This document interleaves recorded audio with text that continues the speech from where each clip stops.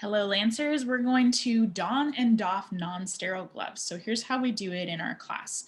You have been equipped with like a little baggie for hand hygiene. So you have several pairs of gloves in here, hopefully larges and mediums that should fit you. They might be a little bit big, but that's fine for these purposes. You should have some hand sanitizer. Go ahead and sanitize to begin with.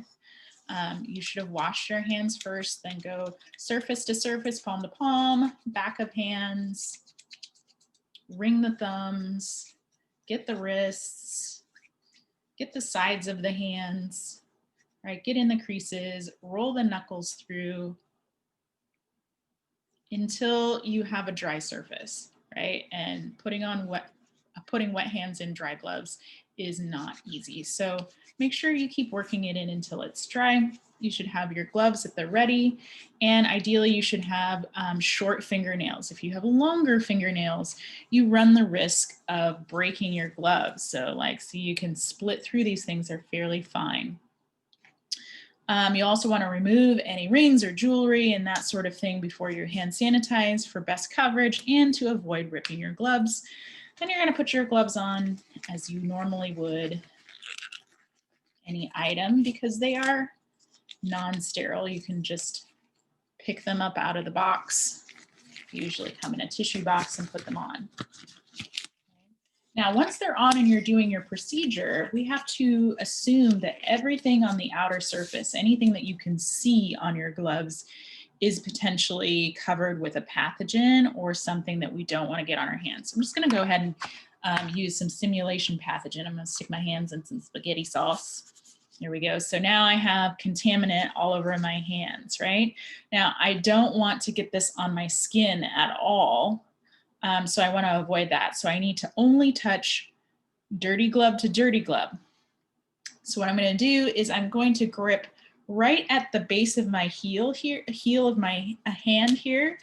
And I'm going to grab that between my two fingers and I'm going to pull it away from my hand a little bit and then up towards my fingertips to strip it off.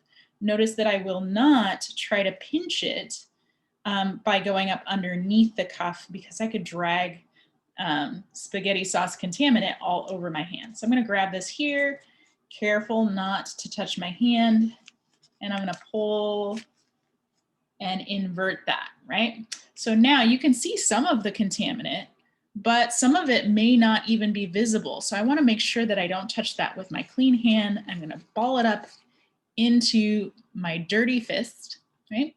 And then I'm going to take rabbit ears. I'm going to flip them over so that they are palm facing up. I'm going to go fingernail and knuckle to skin. And I'm going to slip that underneath my cuff. Pull away and then pull hard. Do not pinch the surface here. Don't touch that dirty part, but just use your finger hooks here for leverage. Pull hard in that direction and it should invert your glove, right? And so now all of my contaminant is primarily on the inside of my glove. And now I want to grab up towards the top where I know it's clean and I can avoid anything dirty, strip the remainder of my hand out, and I'm going to put this in the trash, right? And then that would be me disposing of my gloves.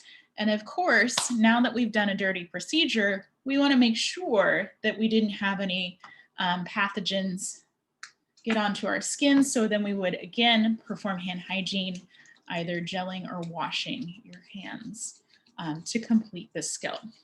So I hope this is helpful. Do practice, but do not discard your gloves until you have passed the procedure.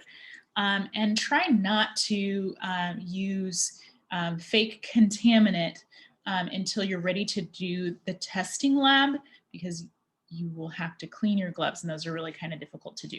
So have fun with it and we'll see you in class.